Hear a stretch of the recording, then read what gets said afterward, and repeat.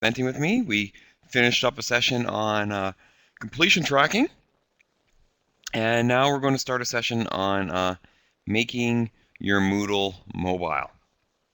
And I got it right this time. I'm sure I will trip over my words before this is all said and done. The other session going on right now is a case study of Moodle at another institution. So, and that's what's going on in the B stream. And this is our second presentation on the Moodle, but the first one doing making your Moodle mobile, if that makes any sense. So the activity completion and the making your Moodle mobile will both happen again tomorrow in our time zone, which is 4 and 5:30. But let us know, where are you guys? Where's home for you? What time is it? Is anyone between a midnight and 9 a.m. hour? Let us know where you're at. For Ben and myself, we're both Vancouver based. So it's now 9:30 on Sunday morning. So we should be slightly more awake than our previous session, which was at 8 a.m. on Sunday morning. All right, Martin, 5:30 on a Sunday night over in London. There we go. Someone's in the future. It's Monday morning in Singapore. You're in Amsterdam. All right, we got a little world representation. Are me and Ben the only people walking on North America here in our session? It looks like it. Okay, so this session we've given before at the BC for the BC Moodle users group about making your Moodle mobile. So how does your Moodle site work, look, and feel on a mobile device? So here's me and Ben. I'm the one on the right in glasses. Ben, is your mic on? Do you want to say hello? Hi, everyone. I am, of course, the other person there, and it's good to have you all here. Thanks. All right. There we go. So Ben and I, we both work for an organization in Canada called Lambda Solutions, or certified Moodle partner. So and we primarily serve people in North America. So in our other session, we actually had a couple customers in it. This one doesn't look like it. But we do provide Moodle hosting, customization, training, consulting. Basically, if you need a hand with Moodle support, we're there to have your back, host you, configure, provide technical troubleshooting, etc., etc. So today we're going to talk about making your Moodle mobile. So with 2.1, there was the ability to introduce different themes detected on which device you were coming with. So if you had a certain device, you could push a certain theme to it. In Moodle 2.2, there's now a standard mobile Moodle theme. So that's what we're going to mostly cover here today. So that if you come to your Moodle site on a portable device and you have this configured, there's a separate theme. So to give a little bit more optimized experience for the Moodle device. Now, this My Mobile was developed by John Saint. And I tracked him down and asked, how would you like to be attributed?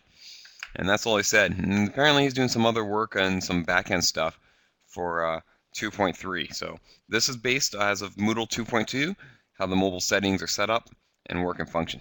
Excuse me one sec. I just need a cough.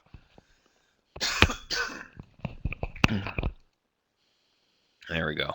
I'll just expand the attendee list here so we make sure that I don't miss anybody along the way. Okay, people are still just coming in. So for those of you just joining us, we just got started. You missed the picture of me and Ben's face. Sure, you'll live without it. We work for a Moodle partner called Lambda, and we're basically going to talk about how to use and set up and the features of Moodle in a mobile. There we go. The first trip in a mobile environment. Okay. So why is this something you should consider? What's the use of this? Well, if you have learners on the move or they're going to access resources outside the classroom, it's definitely something you should be wary of, especially considering that last year smartphone sales have surpassed PCs, so the web is definitely going mobile. I think you'll be hard pressed to find a 25-year-old without a computer in their pocket. Raymond Kurzweil calls them. They're not smartphones; they're human information devices. Is the gigantic web that connects us all is now in our pocket. And we're getting very close to the number of cell phones that are out there, surpassing the world population, and especially in some more developing nations. Laptops and home computers is a rarity, but mobile phones and connecting the internet through mobile phones has become the primary source. So um, the odds are more of your participants than not will have a smartphone. So you'll want to consider how they might access your course through that device, as that seems to be the way that people are now connecting to information and each other. Okay, so I guess Ben, if you want to set up a screen share, maybe you can show us, what do we have to do to enable this on our mobile, our, our Okay, Moodle this is device for mobile my Moodle access. Mobile. Yeah.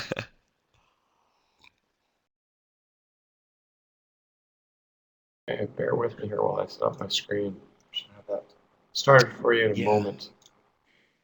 Yeah, no problem. I mean, I guess, something that I've been asked before, and it's true to a point, but, if my Moodle site is, just a website, and I can get to websites on my phone, aren't I done? Isn't that it? What do I got to worry about any of this stuff for? Okay, so can you see my screen? Yeah, I'm going to just stretch it there, kind of atop my slide base. That's good. Might want to increase the resolution just a little bit, just kind of I'll get out with that. mobile. Mobile. I like that, Mr. SS. That's a little bit easier for me than make my Moodle mobile. Okay, so I'm not. There we go. Go ahead. So yeah, how would I enable mobile themes for my Moodle site, Ben? as an administrator, you'd want to log in and just hit the front page of our site here. You'll want to go to your settings block, and in your settings block, there's site administration. Site administration, go to appearances tab, and then down to themes. When we go to themes, there's a theme selector option. So I'm just going to click into that, and you'll see that there's the device type here. So you'll see that there's various types of devices you can select or set. So going down, we have our default. So this is whatever a user will see when they try and go to your site using a PC or a conventional web browser. Going down, there's a legacy for older web browsers. So if you know somebody's going to be using like Internet Explorer 6, you can hopefully have a theme prepared for them.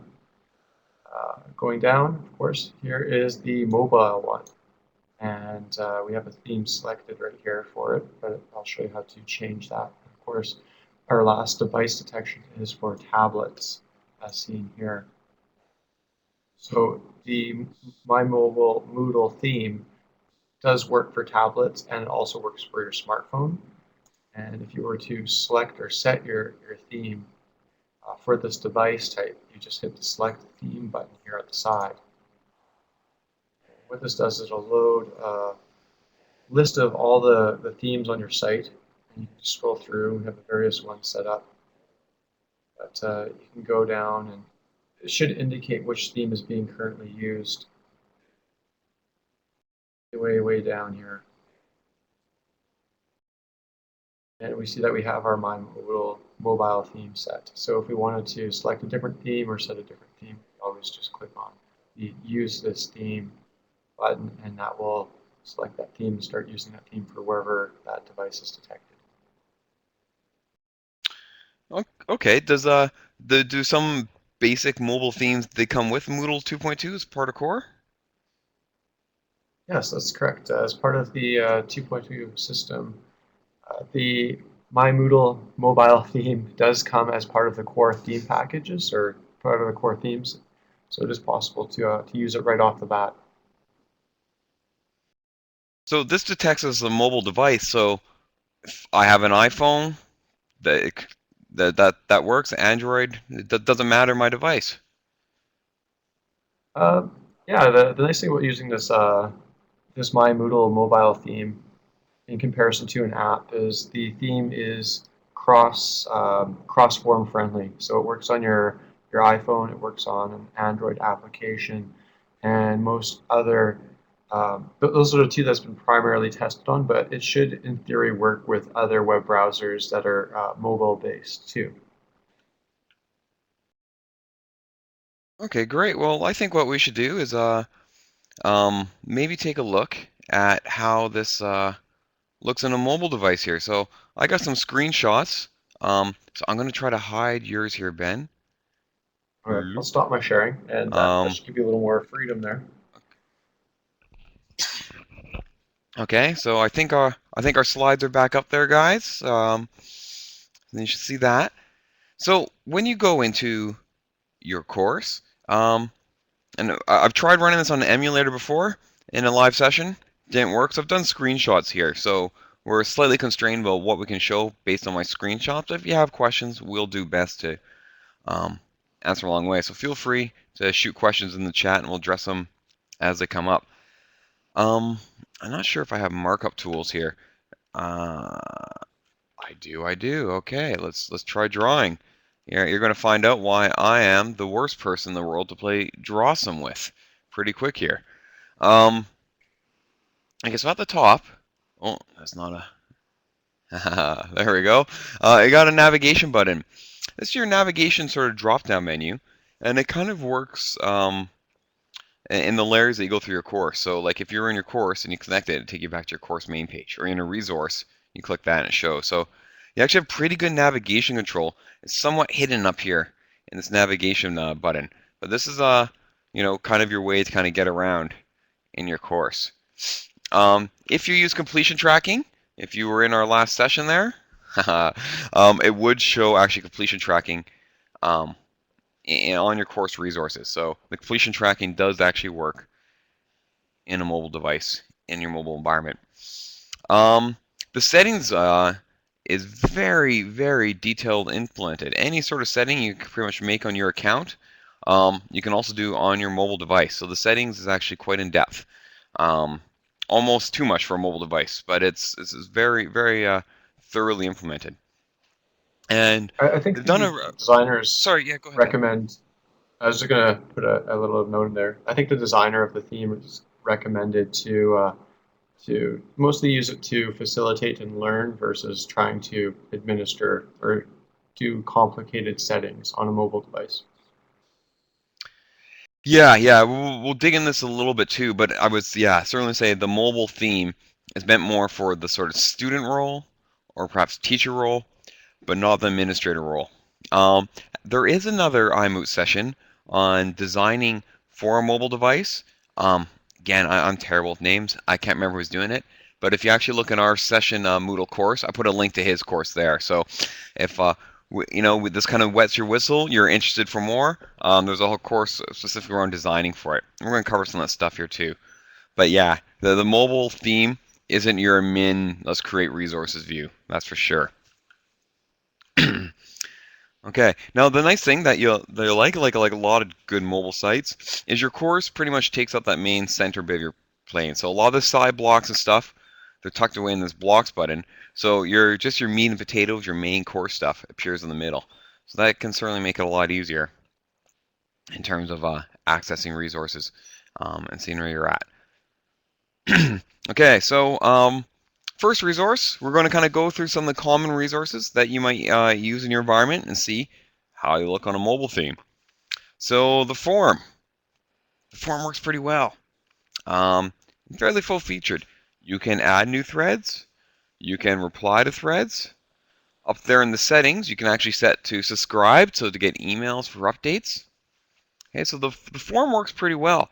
The one area where your mobile user might have difficulty is with uploading documents.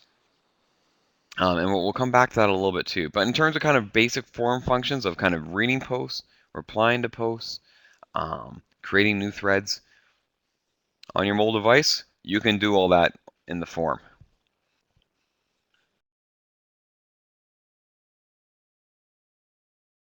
Page resource. Works pretty good. Works pretty good. Yeah, the text gets re-rendered to fit in your mobile device, so there's not a lot of left scrolling, right scrolling. If you have a video in there, it works most of the time. If your video is a flash video and you're accessing on your iOS device, that's not going to work, right? But if you have your video like up on something like YouTube, no problem. Controllers work right in there. And when you play the video, the option makes it full screen on your mobile device, and then comes right back to the page. So that works pretty well. And even pictures that you have embedded in your course, they show up. So you get a bit of an idea of how it kind of looks here. If you had pictures in your course or a video, it looks like the video is kind of getting cut off by the side. But like I said, when you press play, it takes up the full screen. So if you have a decent resource with some pictures on it and some video, should work. Talk about video considerations. Any picture considerations that people should think about, Ben? Yeah, there are. You want to consider how large your picture is for two reasons. One is just the actual size that somebody's trying to access your content is how when somebody's accessing content through your phone, there can be considerations towards the amount of information you're downloading. So a large picture size will attribute to more downloads and slower downloads, of course. So there's something to consider there. But there's also some visual aspects to using a large picture that will start to inhibit the viewing of the content if you're starting to use large images. So there's two considerations there to keep in mind. Okay, so yeah, if you've got one of those really beautiful, nice header images for your thing, that's a large file size. You'll be tapping people's data plan if they're accessing on the bus or something like that, eh? That's correct. Okay, so the folder resource. If you have, if you have a folder resource with different items in it, that does also work. And you can see it gives a pretty simple, straight list of the resources that are in the folder. They typically will open if I click, like, let's say earth.jpg or flower.jpg into a new window. Which is kind of nice, because if on your mobile device you have other applications that deal with those things, then you can kind of grab it. So for example, if I clicked on that PDF, I could then I could then open it in Dropbox. I could put it into that online repository for me. Or if I had a Word doc and I had an Office application app on my iOS device, like Quick Office HD or something, I could then open it and play with it and monkey with it.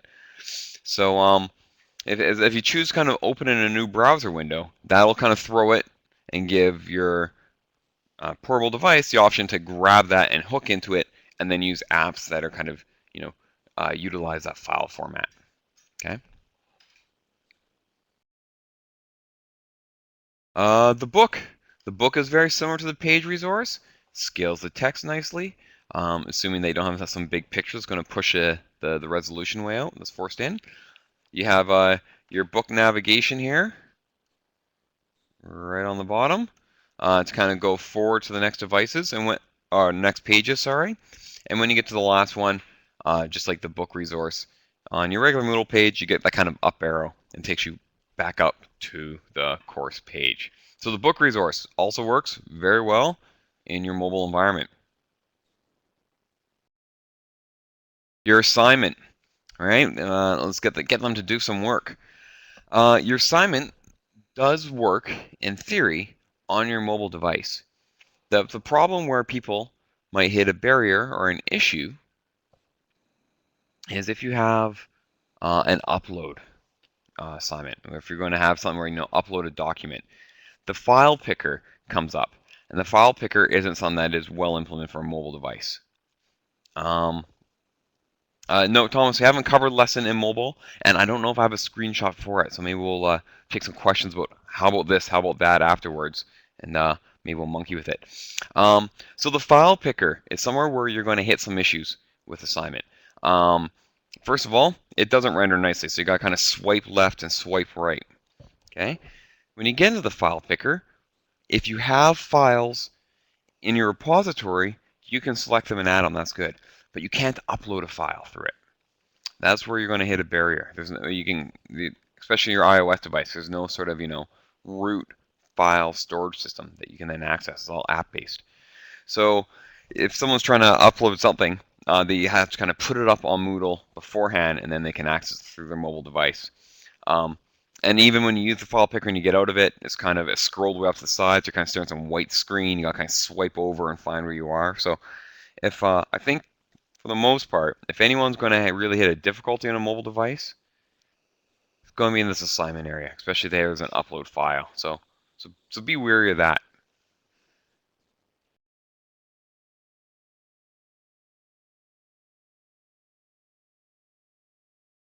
The quiz. The quiz. The quiz works actually really well. You might not want to write your final exam on your mobile device as you're going through, but the quiz does work. Multiple choice questions appear as you see below there, so you can kind of just tap on an answer and scroll down to the next one. You can do written answers as well, but you might want to be considerate that, if it's a short written answer, that might be okay. You wouldn't want to write your term paper essay on your mobile device. Autocorrect is going to kill you, and your wrists are going to be pretty sore by the end of that. So you want to think about, if someone's going to use this on a mobile, what sort of, lesson resource you're going to ask them to do. Enrique, I just saw your question there. What happens with people that log on the course on a laptop? Oh yeah, no, we covered this at the beginning. You can select 4 themes for your mobile course. So you have your main, like your regular theme, you have your kind of legacy theme, and then you have your mobile theme for both handheld and for tablet. Now, in theory, you could set your regular course to use a mobile theme. Keeps it kind of simple, but some things it doesn't quite make as much logical sense. But so you can actually choose which theme you use depending upon the device that someone accesses along the way. Moodle has Yeah, device detection, so it'll try and detect what the user is coming from. So whether it's computer or whether it's a mobile device, and it'll try and match up whatever theme you've said that should be used for that kind of device. So that's how that would function or how that would work. great. And if we're going too fast or we miss a little bit here, I have posted these slides in the Moodle course for the iMoot making your Moodle mobile session. So the slide deck is there. Holy smokes, I'm gonna have to say that 5 times quickly. Okay. So what sort of quiz resources can you use? Multiple choice, that works well. Written, it can be done, but you want to consider, how long is the written. True false looks very similar to the mobile theme here, and you can actually see the results too. It does a very good job. You get the very sort of thing. All right, sorry, Martin. I met another Martin at another conference who's like the accessibility guru for like most of Europe. So I was just wondering if that was you and my worlds were colliding here. So I got a couple screenshots here. This might be a little bit small. Let's see. Can I pull this bigger? Make that a little bit bigger here for a second. Block the chat just so you get a little bit better view of that. So you can see you got some written answer things. Again, I've kept these kind of short answers as opposed to the long text. See what true false sort of looks like along the way. And then you get a good full results just like you do on your regular sort of access along the way. When you started, when you completed, how you scored, and it even shows, did you get it right? Did you get it wrong? So you actually have a pretty solid foundation of the quiz implemented for a mobile device here. Let's pull that back up. Flip to the next screen. There we go. The calendar. The calendar, you can actually see course events. This would be one of your blocks that are in your course. So you can definitely view events that are in the calendar, but you can't create new calendar entries on your mobile device. And it doesn't, by default, sync, if you have like your Moodle, If you have your Moodle course on your iPhone, it doesn't by default add it to, like, let's say, your calendar app, but you can export it. So you can basically subscribe to it so it appears as another calendar in your calendar app to get those sort of notifications in your sort of native calendar format. Okay, so your calendar, it does work, but you got to do a little bit of extra work as the end user if you want it to appear in your calendar app. We can't create new things. Messages. You can use messages in your mobile Moodle app as well. Very similar sort of interface to your Moodle app. You can kind of add new contacts. You can delete contacts. You do have these as sort of different links, right? So you can look at who's an incoming contact, checked unread messages, and go. And actually, when you log in with your Moodle app, or sorry, on your mobile device into Moodle on your mobile phone, I think I got that right. It does pop up new messages, so you kind of get that as a pop-up right away, just like when you log in your regular Moodle course. So if there's a new message, when you log in, bam, there it is. It pops up and hits you. So you can read messages, you can reply, you can create new messages, you can add people to your contacts. But if you've used, other sort of mobile devices, it's not as, slick as, say, your iMessage or your text messaging or your Facebook chat. Sometimes the messages, you get a lot of this kind of top interface and the chat kind of appears below. So it works, but it's not the cleanest instant messaging sort of app that you're ever going to use on your mobile device. Okay, so we got a bit of a scorecard here to try to kind of summarize all these different things that we've looked at along the way, and then maybe we'll circle around. I might not know the answer to all the questions, but we can bounce them and kind of go. So resources, they work really well. Your regular sort of page resources, text, video, pictures, it should all work. The form, same thing. You can read, you can respond, you can create new threads, you can kind of check all that. That works pretty well. The upload thing can be an issue. Glossary, I'm missing a screenshot for that. When we do this again, I'll put the screenshot in. You can read any glossary, you can search through it, and you got pretty much the full features of the glossary. However, its default is it loads all. So if you have a giant glossary and someone goes on their mobile device, it's going to pull up that entire glossary along the way. So just be aware of that. Its default is all.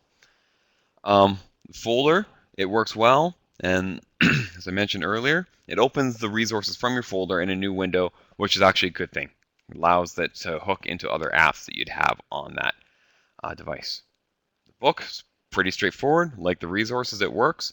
Those navigation controls are in there. Quiz, same thing. It's really well implemented. Again, just want to be careful that you're not writing your long thing on your mobile device. That could be kind of treacherous. No written essays. Yeah, exactly. I mean, I get autocorrect burned on my text messages. I can only imagine what 1,000 words would look like coming out of a mobile device. Assignment. Now that's where it's a little more difficult to do on your mobile phone. Can't really upload something, and quite often assignments ask for a little bit more of a longer written thing. That's not going to be ideal on a mobile device. The medium is the message, so to speak. Calendar. You can kind of see what's coming up, but you can't add things along the way. And messages works, pops up when you log in. You can respond, you can receive, but not as slick as some other messaging clients that you'll have on your phone. So someone asked about did we cover the lesson module? Um, I haven't, and I haven't looked at it. I actually haven't used lesson module. I'm a little bit intimidated by myself. How about you, Ben? Have you ever used the lesson module in a mobile environment? I've used the lesson module, however, I haven't tested it in the mobile environment myself, so I haven't seen how it works. But with the mindset of it being HTML based usually for the content you're entering in, it should display, in theory, well like a page resource would. And since it does have a question aspect to it, in theory, again, this has to be tested.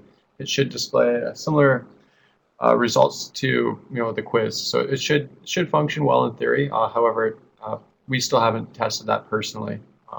So Okay. Nadav, You asked a question, and I guess this is a kind of there's a larger question kind of behind it. When we're doing, let's say, like an online text sort of thing assignment, um, is TinyMCE still my editor, or do we get a more kind of simple, stripped down uh, input?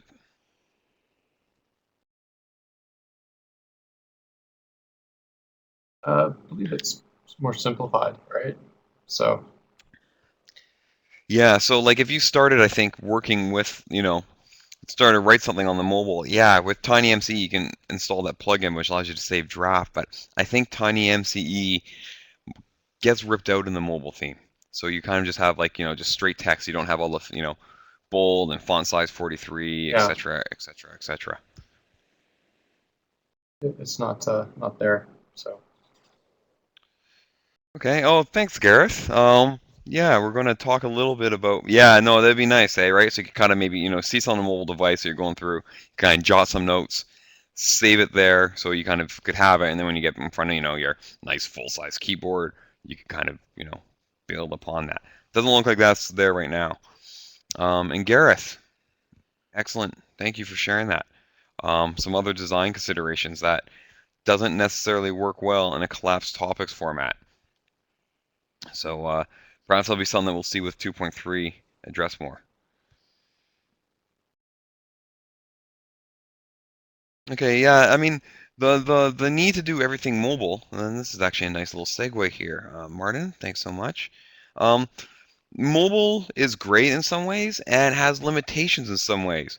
Um, so right now, um, especially if you've got Moodle 2 set 2.2 set with your complex passwords, enjoy logging in on your mobile device.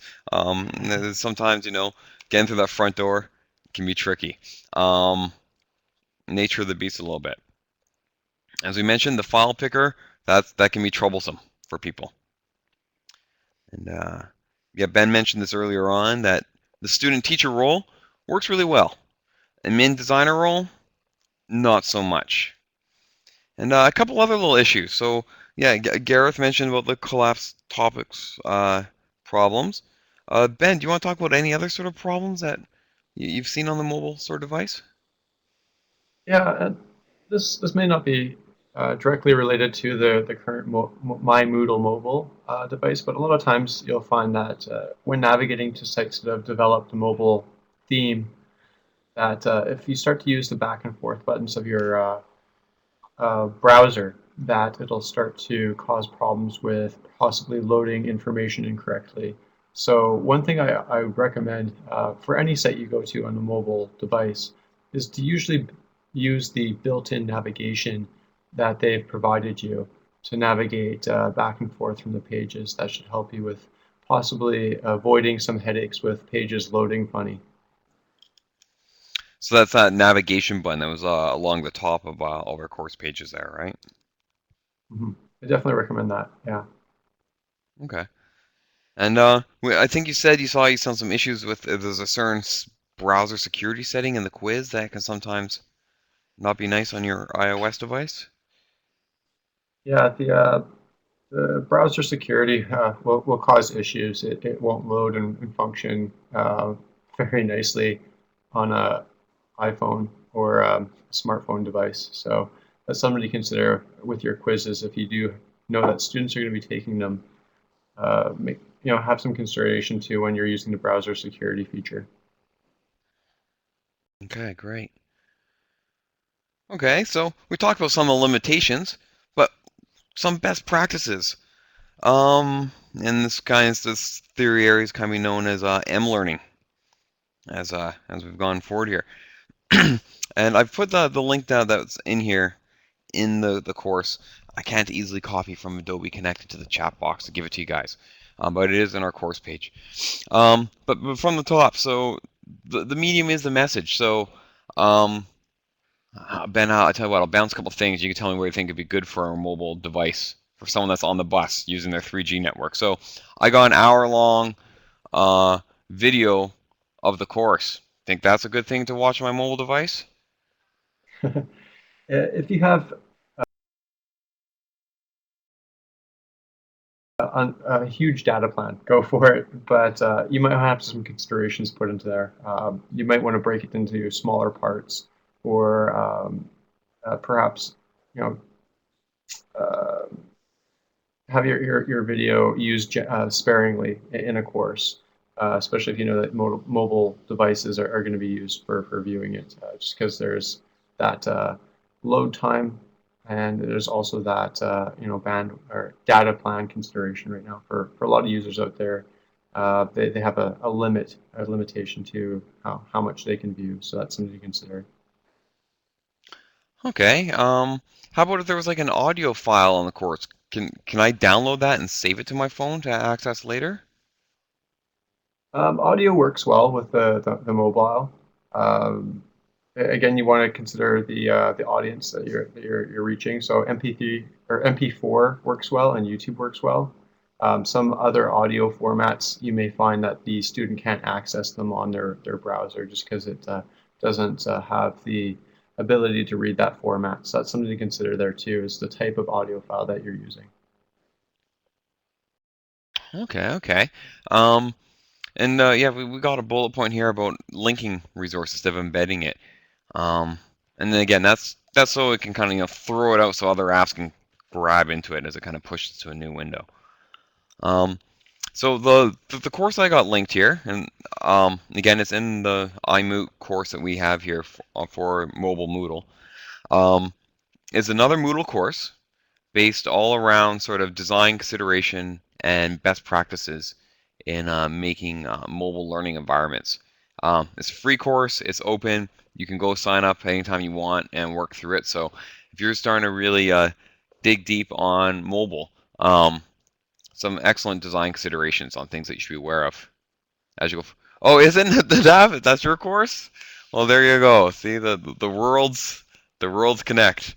We gave it a plug when we've given the session before. It's part of our slide deck. So there you go. So very nice. Small world.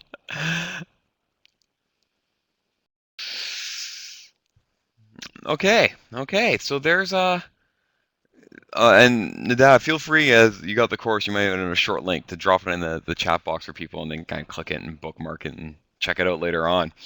Um, so is there an app for that? There is a Moodle app, and there's some other third-party Moodle apps too. Haven't dug too deep on those, but the default Moodle app. Um, Man, what sort of things can I do with the mobile Moodle app?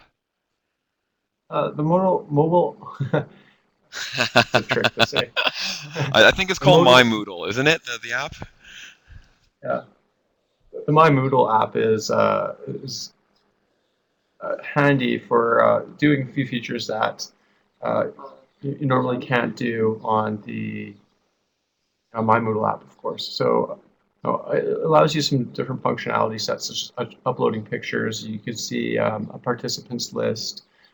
There's the ability, of course, to view content that's been embedded in your browser. So you can, in theory, view content or save content, and then view it while you're offline, and then when you're online again, get new content or go from there. So there are some features that the app does allow for that's beneficial or offers a different ability.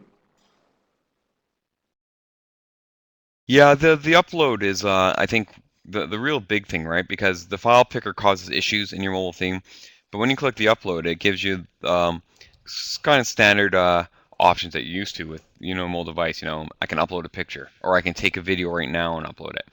There's even actually Mhm. recorded audio, so you can actually record an audio file and it saves it. Where does it save it to? Your private files area on your Moodle site? Um, I think that once it's uploaded, yeah, it would save it to not the private files area, but it would be saved to the users area. The users have access to that file in the recent files area. If they wanted to, they could always mark it as a private file, and then that will stay kind of with them if that's a student or user. Oh, great. The participants is pretty neat too, because you can actually save someone's participant data to your phone, so you can use, all your other phone apps to kind of do that. So you can add them right to your contacts on your phone. Couple limitations from the app side. The little sprocket way down here. I'll try to circle this and. Oh, jeez. Anyways, you see where I've kind of marked the page. Anyways, it does allow multiple site logins. Okay, so you can set yourself up under the same site with a couple different logins or different mobile sites, and then you choose which site you're logged into, and your upload and participants work for that site. How I do think the web, if you go to the web, is just basically an embedded browser of your site again, right? So again, even though you put all your login credentials in on that side sprocket there for your sites, when you go to the web and you go to your course, you have to log in again. Okay.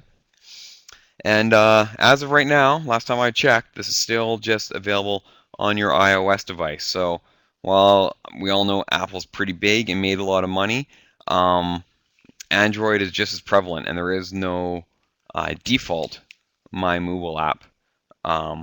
My Moodle app, sorry, for your Android device. I'll just maybe put something out to the participants in the crowd. Does anyone else use any other sort of Moodle app along the way? I haven't looked at. There are a few third-party ones that have been made along the way. So if anyone else has done it, feel free to take the mic and you give us a kind of 1-minute overview of I've used this app. This is what I liked. This is what I didn't like.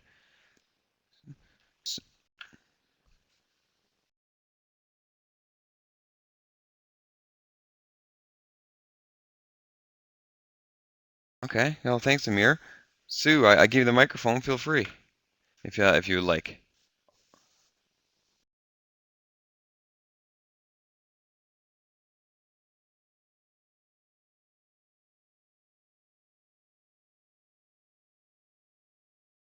Brutal only shows AGs. What do you mean by AGs, Sue? Okay, no, yeah, no problem, Sue. No problem. I didn't mean to put you on the spot or whatever.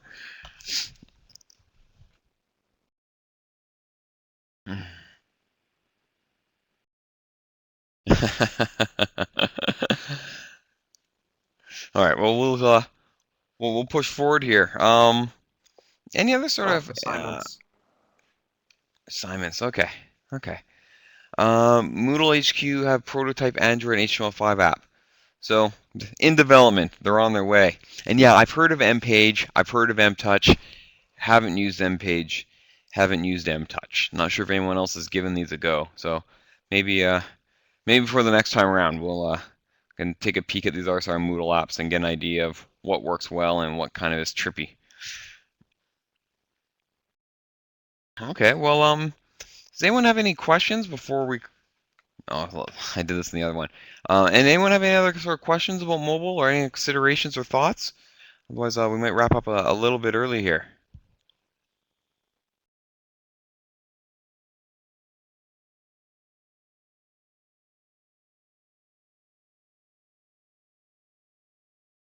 Okay, well, I got my slide decks alone. I didn't mean to replug the same session.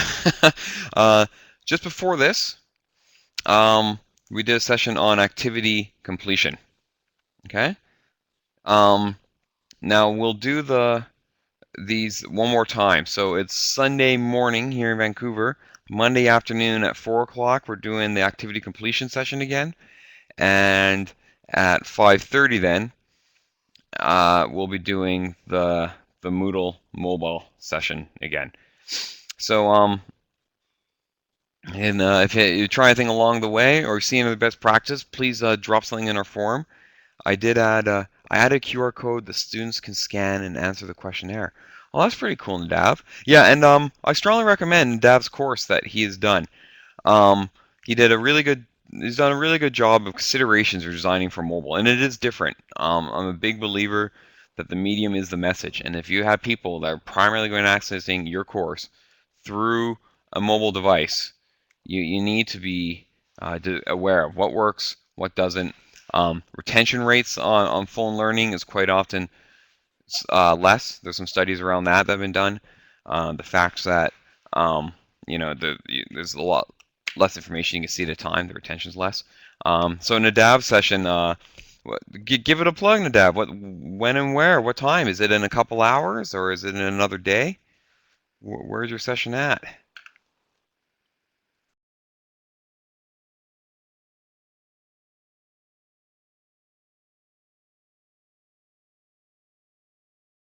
Oh, no session. Okay. It's there's the other session there on mobile considerations, and that's by Mark Abdur. But I will grab really quick. See if I can find my own course here. There we go. I'll grab the link to Nadav's course on design considerations for a mobile environment.